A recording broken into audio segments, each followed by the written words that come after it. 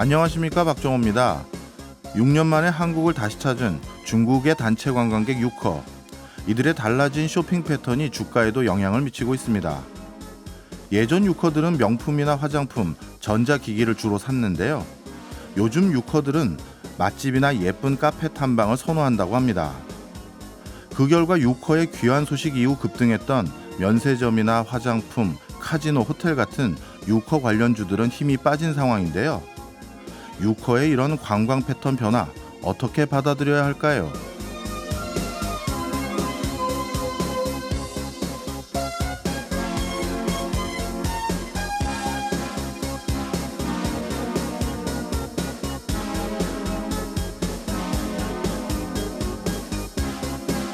관광 소비는 소득과 인구 구조, 그리고 나이에 따라 변하는 게 일반적입니다. 여행 목적 또한 변하는데요. 국민소득이 높은 국가의 여행객은 특정 물건을 구매하기보다는 현지 체험과 미식 관광에 중점을 둡니다. 또 고령 세대는 카지노나 웰빙 관련 소비를 선호하는 반면 베이비부머 세대는 가족 단위의 여행을 많이 합니다. 과거 유럽의 경우 소득이 증가하면 초기엔 해외여행 수요가 늘어났습니다. 하지만 일정 수준 이상 소득이 더 올라가면 시간에 대한 기회비용이 커져서 해외여행 수요보다는 자국 여행 수요가 높아지는 모습을 보였습니다.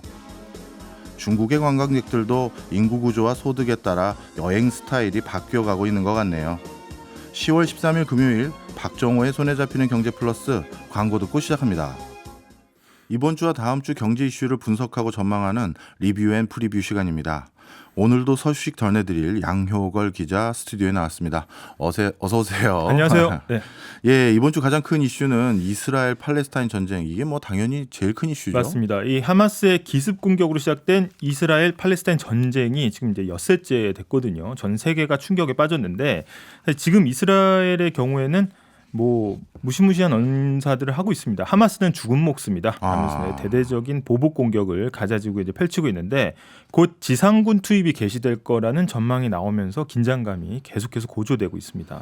이스라엘이 이번에 반격하는 게 거의 작심을 한 듯한 느낌이 많아요. 네. 특히 이제 지상군 투입이 곧 임박하다 이런 소식을 저도 많이 봤는데요. 네. 그러면 전쟁이 어떻게 더 길어지는 건가요? 네, 일단 맞습니다. 이미 이제 이스라엘 군은 지상군 투입을 위해서 병력과 탱크, 장갑차를 아예 이스라엘 남부 쪽에 집결을 다 시켰다고 하고요. 이 준비는 이미 다 끝난 거고요. 예. 이미 2,600명을 넘어선 양측 사망자에 이제 지상군 작전까지 시작이 되면은 이게 걷잡을 수 없이 피해자가 늘어날 거다 이런 예측이 나오고 있습니다. 벌써 이제 가자 지구의 물과 전기가 끊기면서 난민이 30만 명을 넘었다라는 보도도 지금 나오고 있고요. 네, 전쟁의 향상은 더 복잡해지는 것 같은데 네. 그러면 경제로 눈을 돌려보면 이런 것들이 증시나 이런 데는 어떤 영향을 미치나요? 근데 이건 좀 해석하기가 좀 어렵습니다. 왜냐하면 전쟁 소식이 들려오고 이후 나흘 연속으로 뉴욕 증시가 상승했거든요.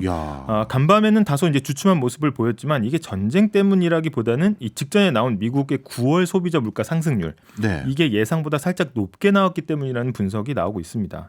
그러니까 1년 전 같은 기간에 비해서 3.7% 정도 올랐는데 예상치인 3.6%보다 높았다는 거거든요. 그러니까 이 물가 걱정이 겹치면서 증시가 출렁인 거지 중동 전쟁 때문에 이제 증시가 하락한 건 아니다. 이런 이제 해석들이 나오고 있고 비교적 지금 전쟁 상황에 비해서 증시는 순항하고 있다 이렇게 볼 수 있겠습니다.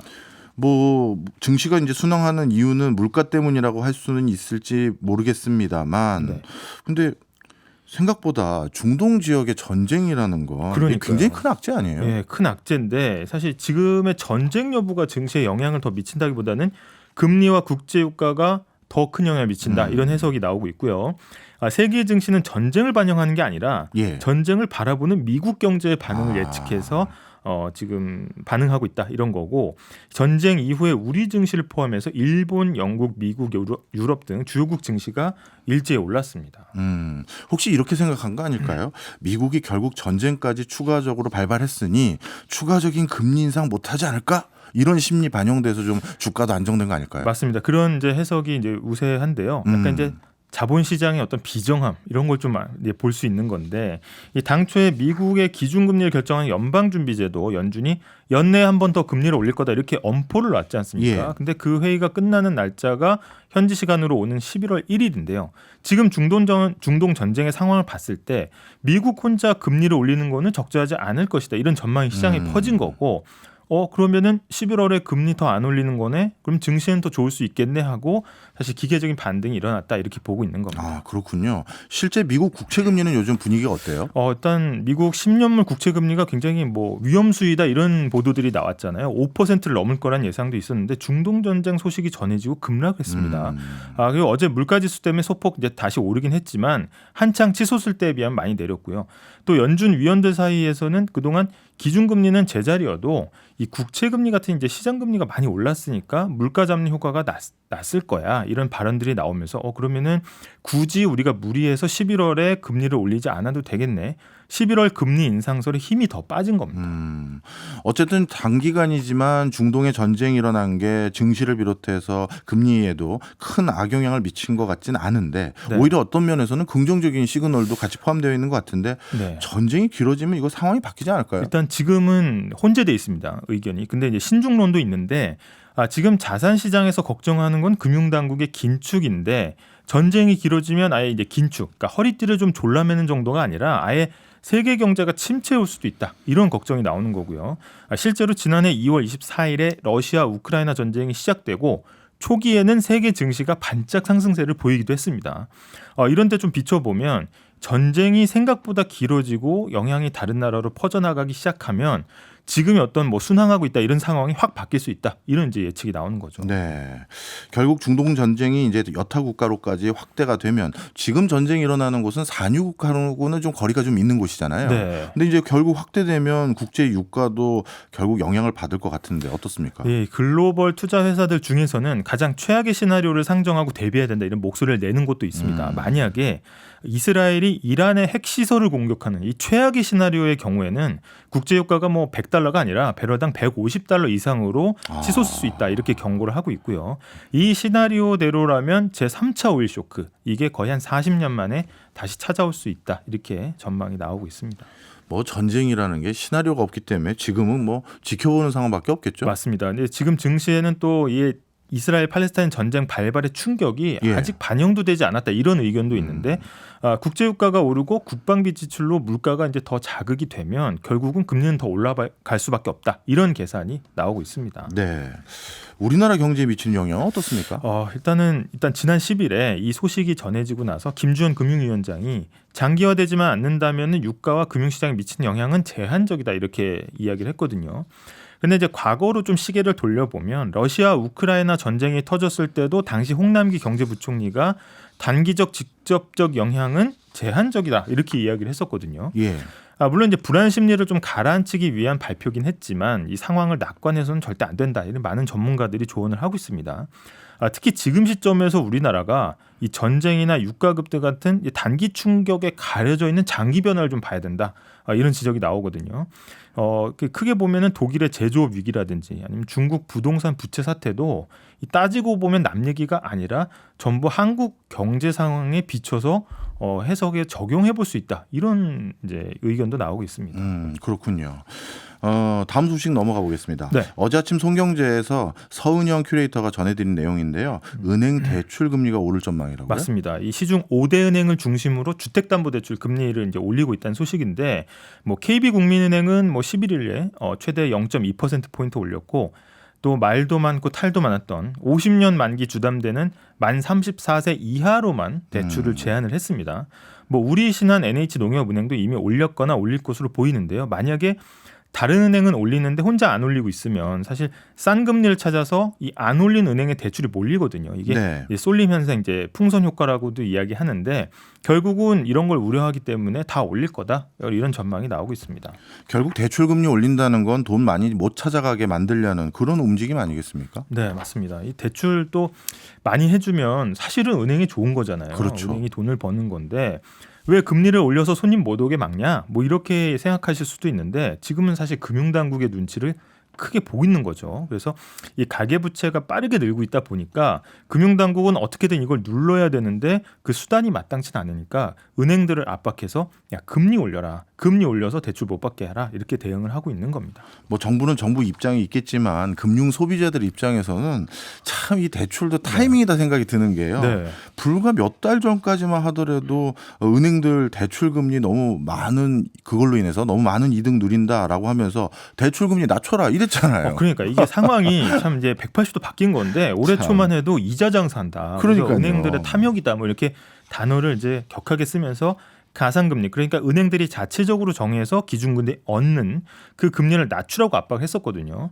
가계의 부담을 줄인다 이런 취지였는데 지금은 가계부채가 너무 불어나니까 입장을 좀 바꿔서 대출 금리를 올려라 이렇게 반대 방향으로 좀 압박을 하는 모양새입니다. 네.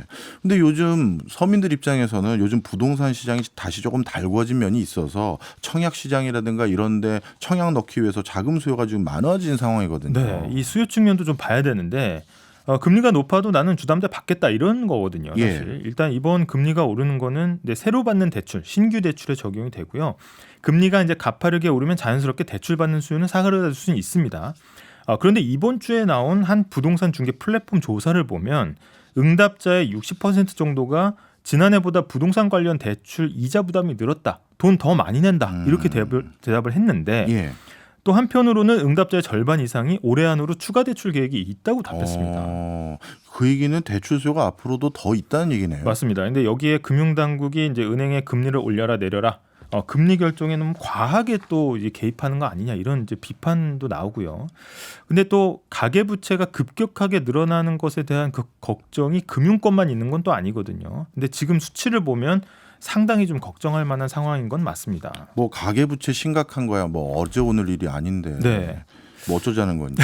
네, 심각한 상황이긴 합니다. 왜냐하면 이게 과거에 이제 0%대 금리, 1%, 2% 금리에 낮았을 때 하고는 이 가계부채가 이제 체감하는 게 완전히 다르거든요. 그래서 한국은행에서 어제 이제 9월 가계부채 이제 수치를 발표를 했는데 지금까지 은행이 가계에 빌려준 돈이 한 1,080조 원 정도 되고요. 네. 역대 최고치고 당연히 전체적으로는 한 달 새 5조 원이 늘었는데 이 수치를 좀 뜯어보면 신용대출 포함해서 기타 대출은 1조 원 넘게 줄었습니다. 네. 그런데 주담대가 6조 원 넘게 늘어나면서 사실 대출 증가를 견인한 그런 모습을 보였습니다. 네. 결국 이런 숙제를 지금은 금융 당국이 해결을 하긴 해야 되겠네요. 네, 맞습니다. 이 금융당국 발등에 불이 떨어진 건데 지금 더 걱정인 게 사실 9월 수치도 걱정이었는데 10월 달, 그러니까 이번 달부터는 이제 이사철에 돌입을 하거든요. 그러면 대출 수요는 더 늘어날 수밖에 없다 이런 걱정이 나오는 겁니다. 알겠습니다. 또 이런 것들이 지금 그 금리가 단순히 금리나 가계대출에만 우리가 주목하는 것이 아니라 경제 전체에 미치는 영향도 우리가 좀 생각해봐야 되잖아요. 맞습니다. 이게 경제를 쪼개보면 소비가 그중에 가장 덩어리가 크거든요. 근데 우리가 가처분 소득이라는 게 소득을 딱 받고 나서 뭐 세금, 연금, 이자 같이 빼야 되는 거 빼고 남은 진짜 쓸 돈을 말하는 건데 이자가 늘어나면 그만큼 이제 먼저 떼놓고 시작하는 거니까 생활비가 쪼그라들 수밖에 없죠. 근데 실제 지난 2분기에는 가계 여윳돈도 많이 줄었고요. 8월 달 수치를 보니까 자동차와 가전 같은 내구재 소비, 그다음에 옷, 신발 같은 준내구재 소비가 줄었다는 통계도 나왔습니다. 네, 소비 줄고 여윳돈 줄었다고 말씀하시니까 이것도 한번 여쭤보고 싶네요. 네. 우리 양효걸 기자님은 네. 경기가 안 좋아지고 있다라는 시그널을 생활 속에서 뭘로 주로 확인하세요? 경기가 안 좋아지고 있다. 생활 속에서 일단 생활 물가가 가장 이제 체감이 되는 순간이고 사실 이제 이게 실물 경기에서는 더 빠르게 나타나긴 합니다. 네. 제가 과거에 이제 경제부터 취재를 나갔는데 황학동 중고 시장에 갔어요. 거기는 예. 이제 어떻게 보면 중고 이제 물품들이 많이 들어오거든요. 뭐 주방 기구라든지 자영업자분들이 많이 쓰는. 근데 거기는 그때는 그렇게 경기가 나쁘지 않았었는데 거기 이제 주인분이 이런 얘기를 하시는 겁니다. 예. 요즘 무슨 뭐 커피 전문점이 이상해. 그래서 아니 그때 되게 매장이 잘 나가는 데였거든요. 예. 근데 자꾸 그 커피 전문점에 커피 머신이 들어온다는 거야. 중고 시장이. 그거는 어떻게 보면 그 가맹점들이 굉장히 도산하고 망하고 있다. 네. 문을 닫고 있다라는 어떤 신호인데 사실 실물 경제에서는 이렇게 좀 미리미리 그런 어떤 수치들로 불경기의 징조가 나타나기도 합니다. 그래서 실제로 예. 우리가 통계치를 받아드는 건 거의 한 달 뒤, 2달 뒤거든요. 그래서 사실은 지금 실물 경기가 자영업자분들 목소리가 가장 좀 빠르고 정확하다 이렇게 볼 수는 있겠습니다. 네. 저는 실물 경제가 진짜 안 좋아지고 있다라는 시그널을 보험 해약 건수가 늘어나는 걸 보거든요. 보험 해약 건수. 이게 마지막에 해약하는 단계거든요. 근데 요즘 이게 늘어났다고 해요. 네, 맞습니다. 이 급전이 필요하면은 아끼고 있다가 도저히 안 될 때 깨는 게 이제 보험 계약이거든요. 그렇죠. 근데 이게 생명보험의 경우에는 올해 들어서 7월까지 거의 27조 원이 환급됐다고 해요. 그러니까 이거 보면 사실 이 가처분 소득 감소가 결국 이제 사회 안전망까지 조금 흔드는 거 아니냐 이런 이제 우려들이 나오는 거죠. 네, 소득이 이렇게 줄고 그래서 여윳돈마저 없다 보니까 보험 해약은 더 늘고 있는 상황에서 물가라도 좀 잡히고 있습니까? 물가가 지금 원래 정부 예측은 이제 추석 끝나면 좀 잡힐 거다 이런 얘기를 했는데 사실 그렇지는 않고요. 지금 이제 김장철이 돌아오면서 이제 김치 물가, 김장 물가가 다시 이제 도마 위에 올랐는데. 김치가 사실 배추값이 가장 큰데 배추값이 지금 굉장히 뛰고 있습니다. 아니 밥하고 김치는 먹어야 되는데. 김치는 먹어야 되는데 이게 한 포기에 지금 평균 가격이 거의 한 7,000원 육박하고 있고요. 거기 뭐 매장에서는 8,000원 육박한다는 조사도 나오고 있거든요. 이렇다 보니까 김치 수입량은 또 빠르게 늘고 있습니다. 네. 이 뭐 배추값 오르고 이런 것들이 다 생산비가 올라서 그런 면도 있지 않겠을까요? 맞습니다. 이게 국내 김치 생산 단가가 거의 지금 오르고 올라서 거의 중국산 김치 한 3배 정도가 됐다고 해요. 그러니까 가격 경쟁력으로 보면 사실 중국산 이제 수입 김치를 안 먹을 수 없는 상황이 됐고, 그래서 2021년에 이제 기억하실지 모르겠지만 일명 알몸 김치 파동으로 이제 확 줄었다가 다시 수입량이 늘고 있다는 통계도 나왔습니다. 네. 이번에는 다음 주 일정 한번 살펴보도록 하겠습니다. 일단 19일, 다음 주 19일엔 한국은행의 금융통화위원회가 열리고요. 여기서 기준금리를 결정하는데 현재로서는 현재 3.5% 기준금리를 계속 유지할 거다 이런 전망이 나오고 있습니다. 앞서 전해드린 대로 상황이 너무 지금 불확실하고 중동 전쟁으로 인해서 미국의 시장 금리도 계속해서 이제 바뀌고 있기 때문에 당분간은 동결을 하고 상황을 지켜볼 거다 이런 이제 전망이 우세하고요. 예상대로 11월에도 미국이 금리를 그대로 만약 유지를 한다고 하면 우리가 따라서 올려야 되는 부담도 그만큼 줄어들 수밖에 없습니다. 또 다른 일정들은 뭐가 있을까요? 일단 뭐 다음 주에 미국 현재 경기를 가늠할 수 있는 뭐 소매 판매, 기업 재고 이 지표들이 계속해서 쏟아지고요. 외교 행사 중에 중국의 1대1로 정상 포럼이 17일부터 이틀간 개최가 되는데 이게 사실 중국에서 올해 개최되는 최대 외교 행사입니다. 그래서 거의 130개국이 참석을 하고요. 시진핑 주석과 푸틴 대통령 정상회담이 열립니다. 근데 이 자리에서 중국 경기에 대한 부양책이 나올 거라는 외신 보도가 있거든요. 그래서 이 경제 관련 언급에는 좀 관심이 쏠리고 있습니다. 네, 특히 요즘 뭐 중동 전쟁도 그 뒤에는 팔레스타인이나 이런 지역들 지원하고 있는 국가들 중에 중국도 있고 그런 면들이 많이 있어서 여기 또 이 1대1로 정상 포럼에서는 또 어떤 얘기가 나올지 걱정도 되네요. 지금 이걸 또 바라보는 대만의 심경이 되게 복잡합니다. 왜냐하면 이제 특히 이제 미국과 밀착을 하면서 중국의 어떤 위협을 좀 막아내자는 게 이제 대만의 계산이었는데. 미국이 지금 전선이 더 넓어질 수 있기 때문에 그러면 이 틈을 타서 중국이 뭔가 도발을 하거나 뭔가 이제 위협을 할 가능성이 높다 이렇게 보고 굉장히 긴장하고 있는 상황이고요. 미국 입장에서도 전선이 너무 넓어지니까 지금 뭐 국무장관이나 국방장관을 중동으로 급파를 해서 확전을 좀 방지하는 모습을 좀 보이고 있습니다. 네.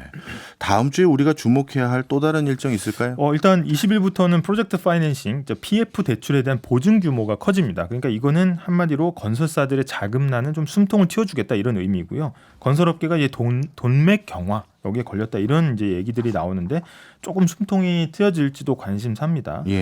또 이제 기아 노조가 당초 이제 오늘로 예정된 파업을 잠시 미루고 사측과 협상을 계속 벌이고 있거든요. 근데 앞으로 협상이 계속해서 좀 며칠간 이어질 것으로 보이는데 이 협상 여부에 따라서 파업 여부가 결정될 수 있습니다. 네, 사실 공공요금 인상이나 이런 것들도 뒤로 밀어놓은 것들이 있는데 거기에 대해서도 제대로 뭔가 합의가 잘 안 되면 또 다른 형태로 파업도 이어질 수 있을 것 같고 해서 여러 가지 불안 요인들이 많이 있네요.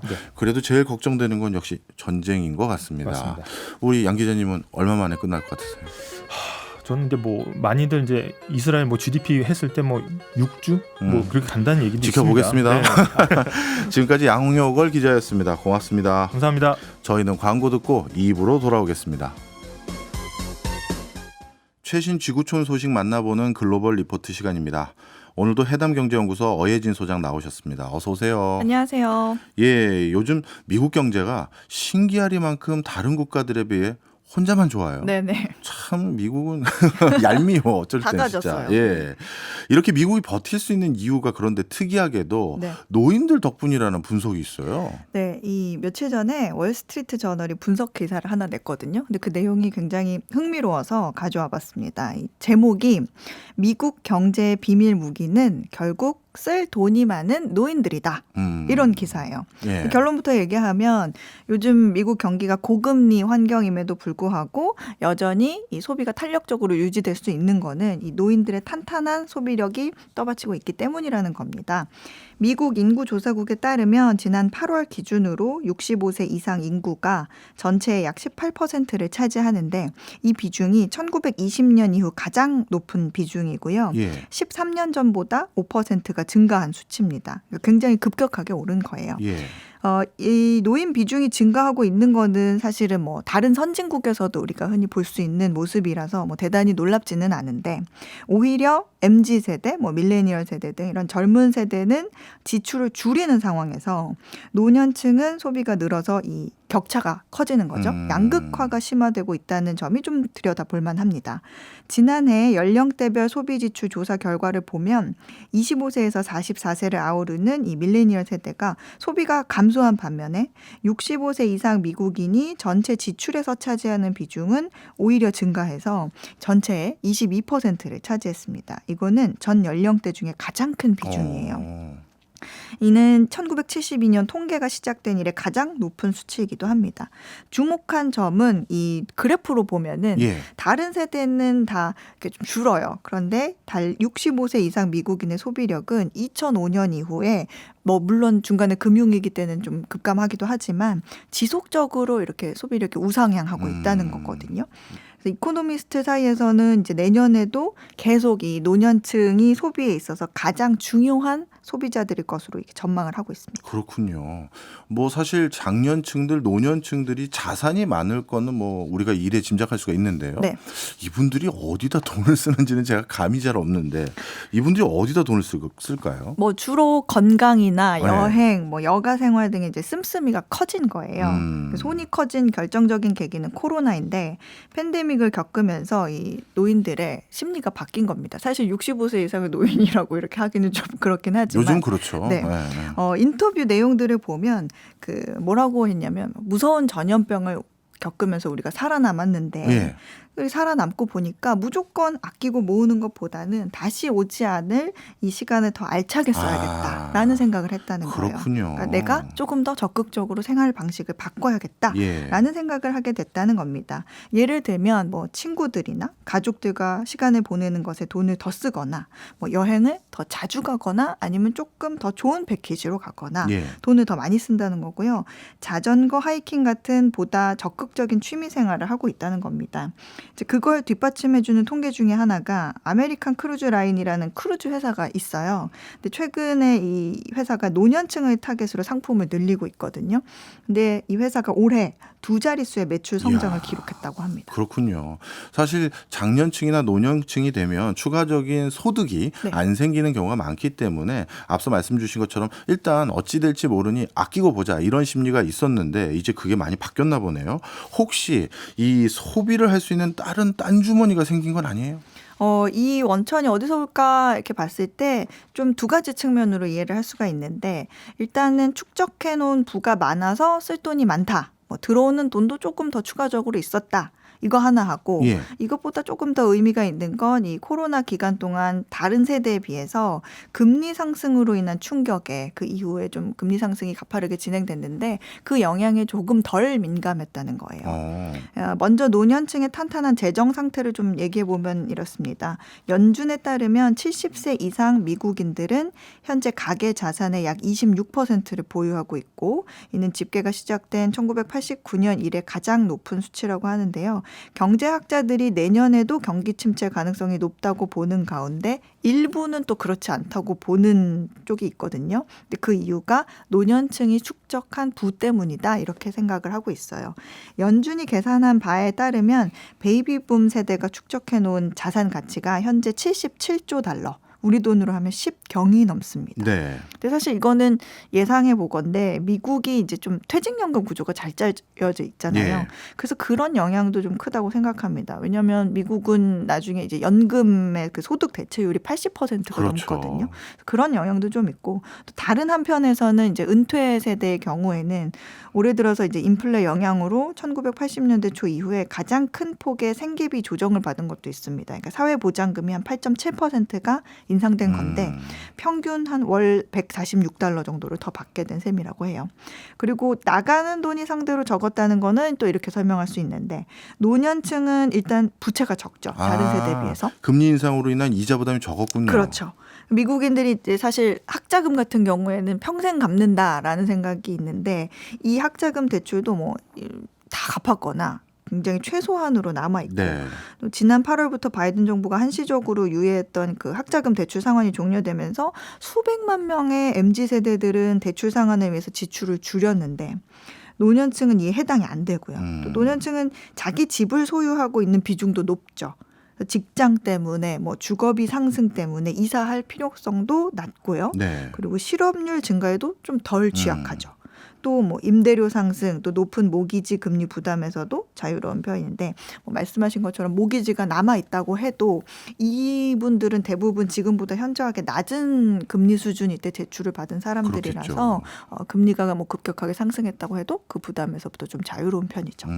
그런 면들이 있었군요. 알겠습니다. 이번에는 유럽으로 한번 가보겠습니다. 이탈리아가 최근 다시 원전을 재도입하려고 한다 이런 얘기가 들려요. 원래 제가 기억하기로 이탈리아가 세계 최초로 탈원전 국가 선언했던 국가 아닙니까? 예, 맞습니다. 이탈리아는 지난 1986년 체르노빌 원전 사고 이후에 그 다음에 87년에 국민 투표를 거쳐서 탈원전을 결정한 나라입니다. 당시에 국민 투표에서 80%가 탈원전을 지지했었어요. 그래서 당시에 운영되던 원전 4기가 즉각 가동 중단이 됐었고 1990년에 마지막 원자로가 폐쇄되면서 이제 세계 최초의 탈원전 국가가 됩니다. 근데 또 2000년대 들어서 다시 원전이 좀 필요한 것 같아 하고 이런 필요성이 부각되고 좀 여론도 호의적으로 바뀌면서 정부가 다시 추진하려고 하는데 2011년에 일본 후쿠시마 원전 사고가 발생하면서 또 없던 일로 됩니다. 근데 이제 그러다가 러시아 우크라이나 전쟁으로 이탈리아가 또 에너지 위기를 겪으면서 원전을 다시 도입해야 된다는 목소리가 커지죠.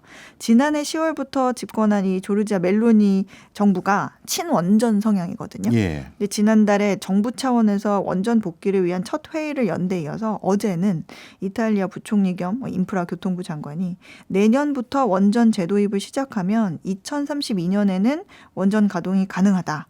원전은 안전하고 깨끗하며 지속 가능한 에너지라고 확신한다라는 발언을 하면서 이탈리아 정부의 원전 재도입 추진이 조금 명확해지는 모습을 보이고 있습니다. 네.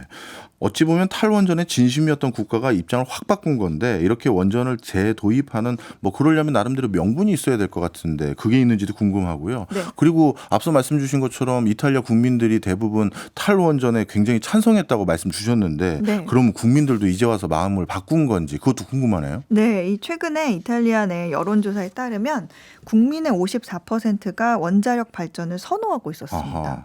특히 55세 이하의 젊은 세대가 63%의 선호도를 보이면서 국민들의 생각도 바뀌었음을 보여줬는데요. 국민들의 생각이 바뀐 건 아무래도 급격하게 오른 전기요금 영향이 큽니다. 지난해 이탈리아는 에너지 수입에 1,000억 유로, 우리 돈으로 하면 약 142조 원을 썼습니다. 그러니까 전쟁이 나기 전인 2021년 대비하면 2배가 늘어난 금액이거든요. 이탈리아는 전력 생산의 절반가량을 그 액화 천연가스를 이제 화력 발전에 의존하고 있어요. 근데 러시아의 가스 공급 중단으로 타격이 컸던 거죠. 이로 인해서 전기요금도 2021년 대비 40% 이상 올랐습니다. 뭐 3, 4인 가구 한 달 평균 전기 사용량으로 이제 가격을 비교해 보면 이탈리아 가정 전기료가 약 13만 원 정도 되거든요. 근데 네. 이게 주요 7개국 중에 가장 높고 뭐 우리나라와 비교하면 3배 넘게 비쌉니다. 그렇군요. 예, 그래서 한때 시민들이 전기요금 고지서 이렇게 불태우면서 뭐 시위를 한 적도 있고 그래서 이제 정부가 민심을 다시 좀 부여잡는 차원에서도 원전 제도입을 고려하는 이유입니다. 예, 이탈리아는 이런 이유로 원전을 다시 도입하기로 결정한 것 같은데 유럽 전반적인 입장도 궁금하네요. 유럽은 그래도 신재생 에너지를 굉장히 강력하게 드라이브를 걸었던 맞아요. 국가들이 많았는데 네. 요즘 유럽 다른 국가들도 이렇게 입장이 번복되는 나라가 많습니까? 곳곳에서 그런 움직임이 보이고 있습니다. 이 1980년부터 단계적으로 원전 폐기를 진행해온 스웨덴이 최근에 원전 10기 이상을 새로 건설하기로 했고요. 예, 전체 전력 생산의 70%를 원전에 의존하지만 한편으로는 노후 설비가 많아서 뭐 한때 무더기로 가동 중단 사태가 있었던 프랑스는 이제 수십 년 만에 신규 원전 6기를 2035년까지 완공하기로 했습니다. 네, 올해 4월 마지막 원전 가동을 중단한 독일은 원전 가동 중단 이후에 에너지 순수출국에서 순수입국으로 전환이 됐어요.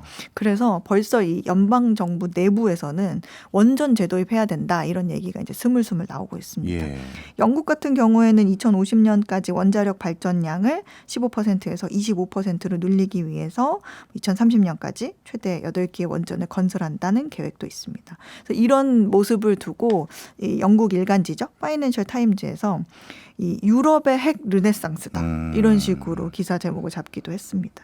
한창 이 완전한 재생 에너지로 전력을 만들자고 했던 그런 유럽이 예. 이제 아무래도 기후 변화가 극단적이잖아요. 예. 바람이 불어야 되는데 안 불고. 아, 그것도 원인이네요. 예, 그러니까 이제 그리고 또 전쟁으로 인한 에너지 수급 위기를 겪으면서 우리가 이제 완전한 재생 에너지로 가기보다는 화석 에너지를 없애는 쪽으로 이제 목표를 좀 바꾼 거죠. 유럽 외에도 뭐 북미, 아시아 등 세계 각국에서도 원전 확대가 추진되면서 이 원전의 원료인 우라늄 가격이 또 급등하거든요. 이 때문에 뭐 미국 증시에서 우라늄 관련 ETF에 관심이 좀 쏠리기도 했었습니다. 네, 그렇군요. 또 이제 에너지에 대해서 분위기가 한번 또 바뀌어가나 싶긴 하네요.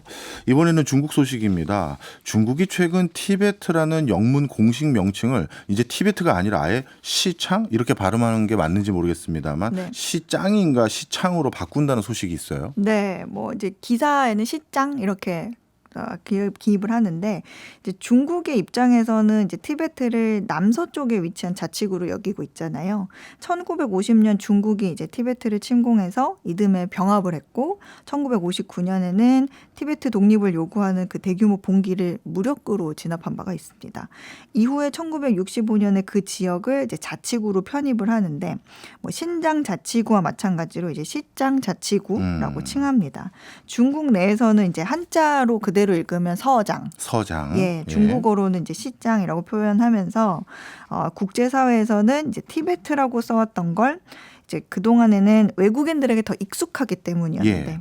이제 최근에 중국 주최로 뭐 몽골, 파키스탄, 네팔 등 이 히말라야 산맥 인접 국가들이 모여서 뭐 생태 환경 보호, 개발 협력 등을 논의하는 행사가 있었거든요.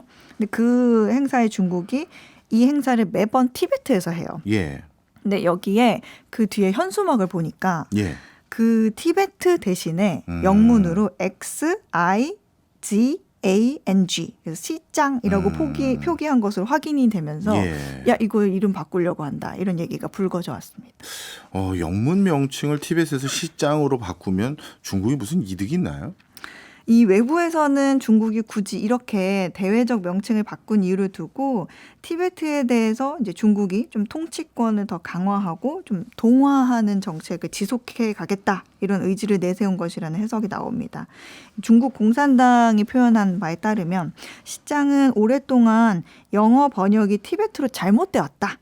이거는 오랜 시간 간과된 중대한 오류다 이렇게 말을 했거든요. 그러니까 달리 말하면 영어로 된 각종 표기에서는 티베트라는 단어가 공식적으로 나오게 되면 국제사회가 여전히 티베트를 뭔가 중국과 별개된 네. 어떤 독립된 국가로 존재한다 이런 인식을 심어줄 수 있다고 판단한 걸로 해석을 하는 거죠.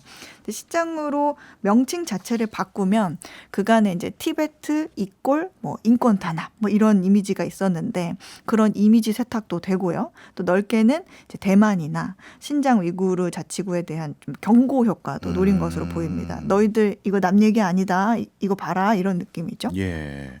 중국이 사실 뭐 다른 지역에 대해서도 많이 집착하는 경우가 많습니다만 특히 티벳에 집착하는 이유는 뭘까요? 여기는 뭐 이렇게 뭐랄까 산업 도시도 아니고 굉장히 높은 고지대에 고즈넉한 종교 시설 정도 있고 뭐 이 정도인데. 네. 근데 이게 또 알고 보면 여기가 알짜인 지역이에요. 그래요?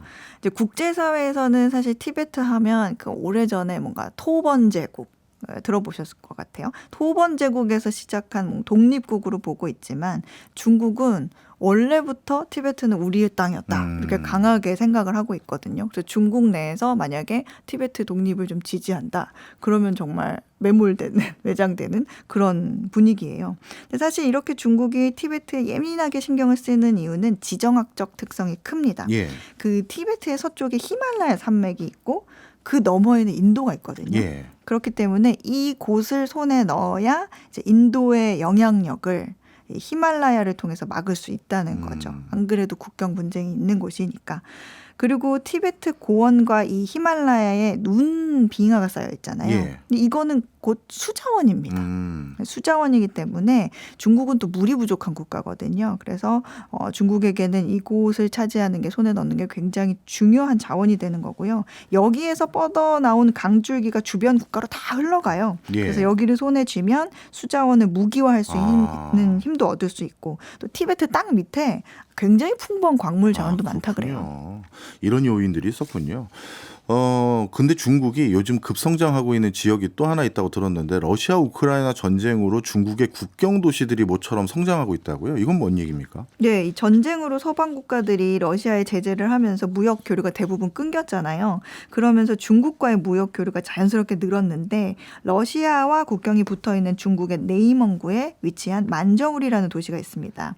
이곳은 러시아로 가려는 컨테이너 트럭들이 줄을 지어서 대기하고 뭐 화물 열차도 통과하는 중요한 곳인데 주로 중국산 건설 장비와 중고차가 최근 러시아로 굉장히 많이 건너가고 있다 그래요. 네. 중국 세관 총국에 따르면 러시아와 중국의 올해 1월에서 8월 상품 거래액이 전년 대비 32%가 늘었거든요. 덕분에 만저우리는 이 러시아 관광객이 또 많이 들어온다고 그래요. 그래서 요식업과 리조트 산업 같은 관광업이 발전하고 또 무역과 금융 서비스, 전자상거래 산업도 발전하면서 번영의 도시로 붐타운이 됐다고 합니다. 알겠습니다. 지금까지 어예진 소장이었습니다. 오늘도 고맙습니다. 감사합니다. 지금 듣고 계신 노래는 사랑과 평화의 한동안 뜸했었지입니다. 중동 지역의 전쟁이 한동안 뜸했었는데 다시 또 전쟁이 심화되는 것 같습니다. 빨리 사랑과 평화가 안착되길 기원합니다. 박정호의 손에 잡히는 경제 플러스는 일요일 7시 5분 주간 하이라이트와 지리는 경제다로 다시 찾아오겠습니다. 고맙습니다.